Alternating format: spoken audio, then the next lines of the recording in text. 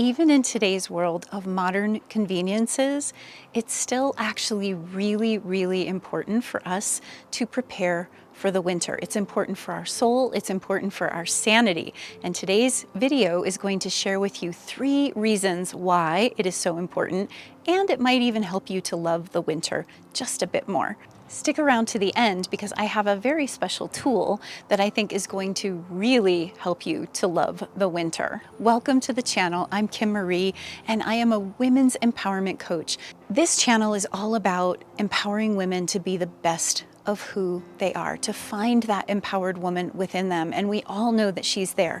But let's face it, wintertime can bring forth a certain amount of winter doldrums, right? We can get kind of blue, the winter blues.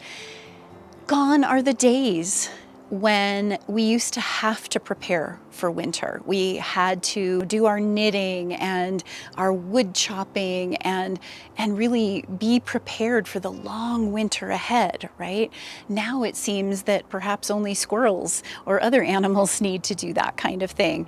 And I want to share with you today why it is so critically important that we pay attention to all of the ways in which preparing for winter actually nourishes us. First of all, conscious preparation helps us to evolve on our path. I've been saying in many of my videos, and I have a whole playlist about nature that talks about all the ways in which connecting to nature and the cycle of the seasons and the rhythm of nature really help us to know ourselves better. And so by tuning in and preparing for winter consciously, it really helps us to tune into our own level of consciousness. So what if preparing for winter was more about our soul and our spiritual development than anything to do with survival like it used to be? Most of us step into the autumn in kind of a back to school mode. All of a sudden, all of the out breath that we had all summer long, where we did vacationing and we traveled, or maybe we did all kinds of other more free-form things, it's coming to an end, and somehow we can feel it. Even if you're not a parent or you're not in school or associated with school yourself, you can almost feel it. Maybe your town has a university and people are coming back into town like they are here in Boulder during the autumn, and you can just feel that everything starts to turn inward, and we end up being more scheduled, more overwhelmed, more chaotic, more rigid in what we have to do, the events we have to get to, and our sanity starts to become compromised. We might find ourselves feeling a bit more depressed or anxious, and of course the days are getting shorter. After the autumn equinox, the days begin to get shorter, the nights are longer, and that can also bring on, we even have a term for it called seasonal affective disorder, where many of us begin to feel those winter blues. Well, a friend of mine recently shared how she was doing all this amazing work in her garden to harvest and prepare the food. She was making tomato sauce and all these wonderful dehydrations and things like that to preserve with canning and fermenting and all of these kinds of things that we do to bring in the garden. And we were talking about what a magical time it is. And I mentioned the concept of preparing for winter. And she said, you know, I never really thought about it as preparing for winter. I always thought about it as closing out the summer. Well, that's exactly what I'm talking about. So often we think of our tasks as these, like, I have to do this, I have to get this done, I have to make this happen. In order to finish my garden, I've got to, do the harvest, do all the food prep, etc. And we give very little thought to all of the wonderful ways in which that is actually preparing us for winter. And it's a completely different mindset when we think about preparing for something rather than scurrying about to try to finish something up. So preparing for winter within us, no matter how much we love doing the work in the garden, my friend certainly seems to love her garden and love all of the preparations that she's doing, but that simple shift in mindset toward preparing rather than closing something out, having to get it done, all of that, now all of a sudden it's like we're we're setting ourselves up in a very beautiful way. We're opening ourselves up to something new, something that wants to come, right? I used to feel so overwhelmed with all of the to-dos that came with the shift of seasons, having to buy my kids new boots every single winter because they were growing so fast that I had to keep replacing all this winter gear, and having to, stack wood and put away the air conditioning unit and clean the chimney and do all of these things that are required as the season changes.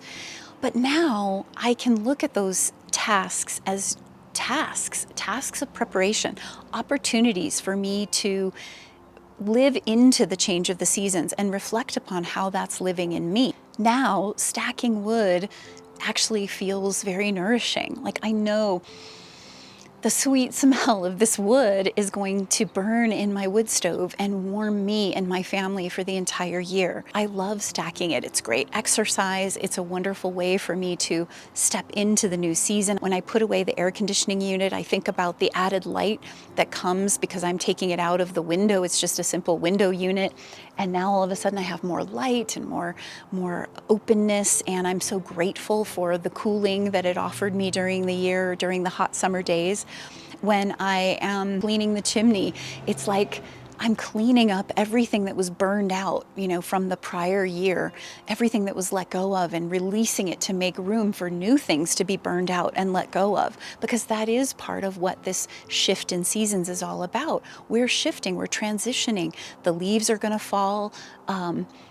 The cold is coming in, there's a release, there's a letting go in nature. And I always say we are nature. So we're going to experience that too. We absolutely are going to feel into this space of letting go. And so when I clean my chimney, it's like, yes, all these things that I've let go of that are moving on out, and I'm clearing the way, creating a clean slate for purging whatever new things need to be purged in order to birth whatever new things will be birthed in the winter. Shifting our perspective from chores that must be done to tasks that honor that transition is such a powerful way that we can then connect with that transition within us, and we can begin to ask the question, in what ways am I going to be sustained? In what ways have I been sustained?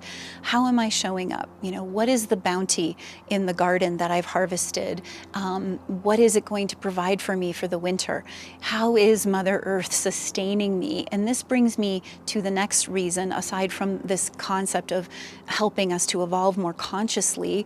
Another reason that it's so important to prepare for the winter is it actually helps us to prepare for a deeper connection with the sacred feminine.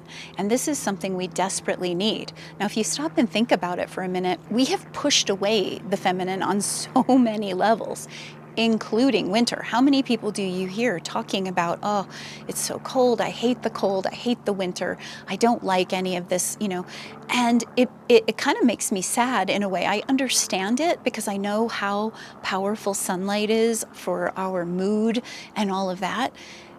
But the reality is that winter time is an opportunity for us to turn inward. And if we can learn to embrace that, learn to be in that womb space, that beautiful, nurturing womb space that guides us, we are going to be so much more prepared moving forward into the next year. The winter is associated with the feminine. It's particularly associated with the crone energy, the old wise woman, who can be a little bit tricksterish sometimes if you look at old folklore and mythology, but she also she can be a little scary. She can push us and make us face the things that we need to face. She can cause us to move through trials that we need to move through, and all of these reasons are often part of why we don't like the winter. We don't necessarily want to go through the winter. But it's a necessary part of our evolution. We need to be willing to face these things. We need to be willing to open ourselves to those depths, and be willing to go into those depths. That's what the sacred feminine is asking us to do. The sacred feminine asks us to go to our depths, to let go of all that's not serving us. Remember the concept of burning things through the chimney, right?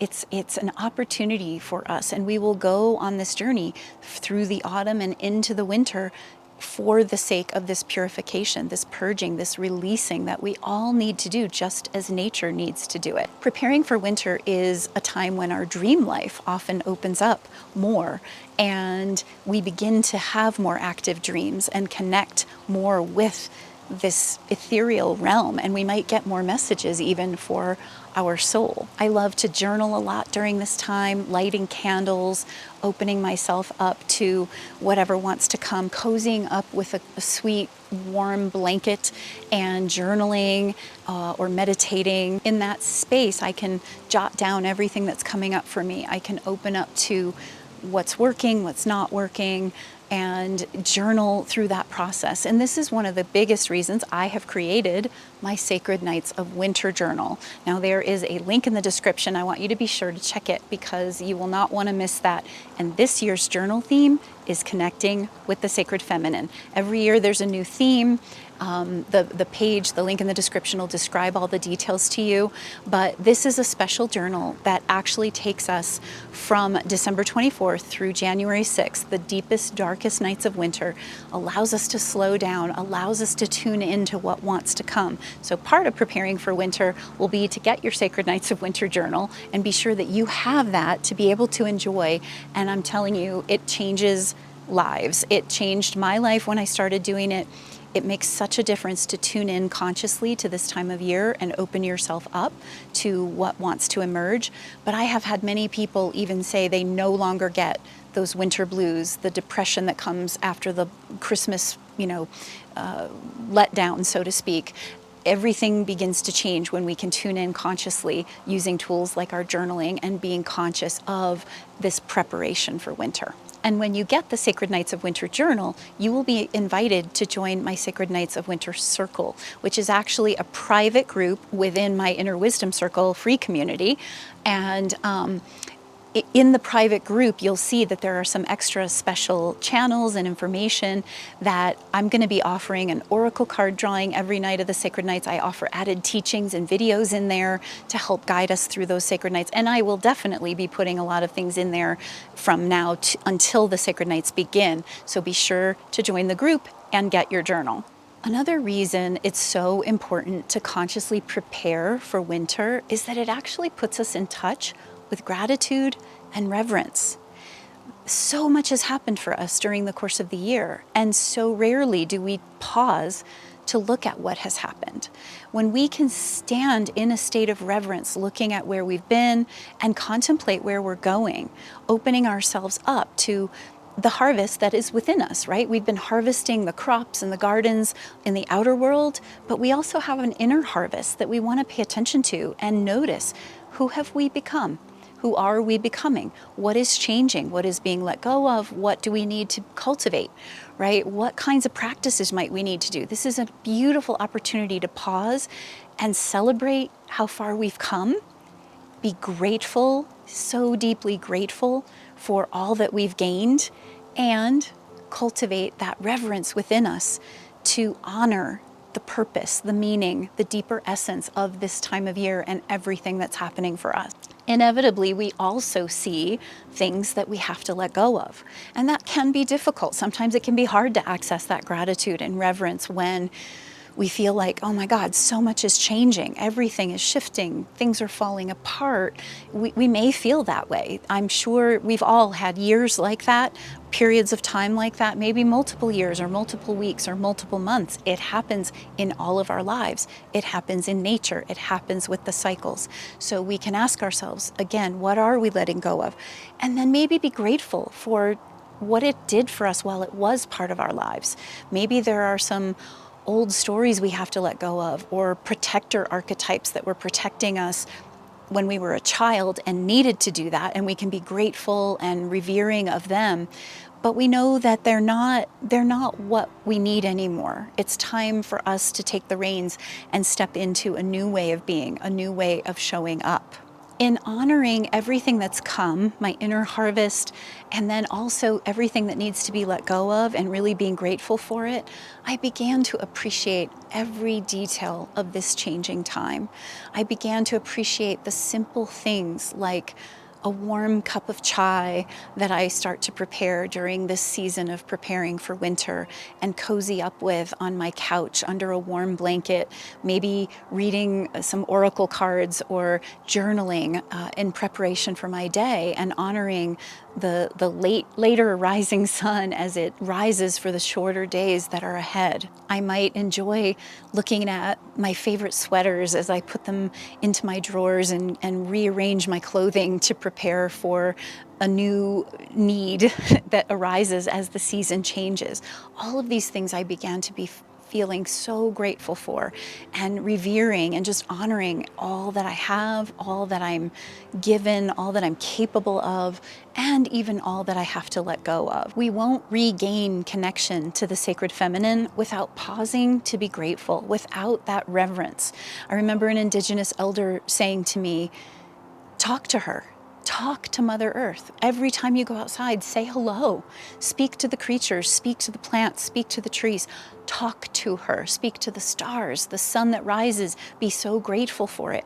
Help to find that light within us as the light in the outer world becomes less bright during this time. Being more conscious and connecting with the sacred feminine during this time, opening ourselves to connect with her, letting go of what needs to be let go of, really sets us up for a greater balance within ourselves, a greater reverence, a greater gratitude, a greater joy.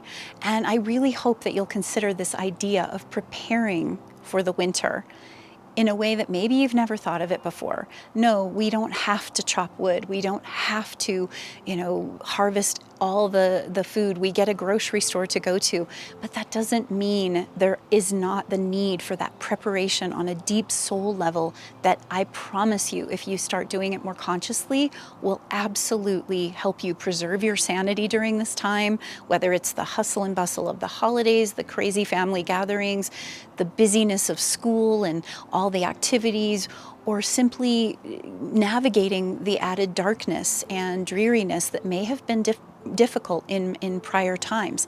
This consciousness, this awareness, combined with that Sacred Nights of Winter journal, is really going to help you move through with such a greater sense of who you are, and of course, move you toward that sense of empowerment. Share with me in the comments how you prepare for winter. Are there special traditions, things that you do? I know we all have holiday traditions, and I'm sure I'll be talking about some holiday videos coming up, but what are some of the things that you're noticing as this change of seasons is happening and this move toward the winter in the Northern Hemisphere is happening? What are you noticing? What are you feeling? What are you doing to prepare? Be sure to subscribe so you don't miss any other videos like this. Be sure to order your Sacred Nights journal with the link in the description. There's even a link to my free community in the description if you just want to do the free community, where I'll share added information and tips and inspiration. And I cannot wait to see you in the next video.